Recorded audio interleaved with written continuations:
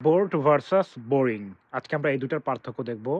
Board হচ্ছে state of mind মানে আমাদের অনুভূতি প্রকাশ করতে আমরা এই বোর্ডটাকে ব্যবহার করি। যখন আমরা বিরক্তি অনুভব করি অথবা একঘেয়েমি অনুভব করি, তখন আমরা বোর্ড বলি।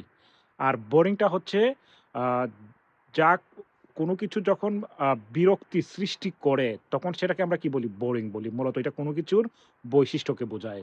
তো যদি ২ টা বাক্য বলি তাহলে বিষয়টা আপনাদের ক্লিয়ার হবে। যেমন I am bored because the class is boring. I am bored মানে আমি বিরক্তি অনুভব করতেছি। because the class is boring. কারণ ক্লাসটা হচ্ছে বিরক্তিকর। মানে কি যে দেখেন ক্লাসটা কি করে? বিরক্তির সৃষ্টি করে। তাই এই যে এই বোরিংটা হচ্ছে ক্লাসের একটা বৈশিষ্ট্য।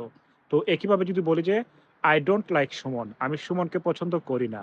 because he is boring. কারণ সে বিরক্তিকর। এখন দেখেন he is boring এখানে কিন্তু সে বিরক্তি অনুভব করতেছে না। বরং এটা তার বৈশিষ্ট্য বিরক্তিকর। সে বিরক্তি সৃষ্টি করে। তো আশা করি আর এই ২ টার ব্যবহার নিয়ে আর আপনাদের কোনো কনফিউশন থাকবে না। আল্লাহ হাফেজ।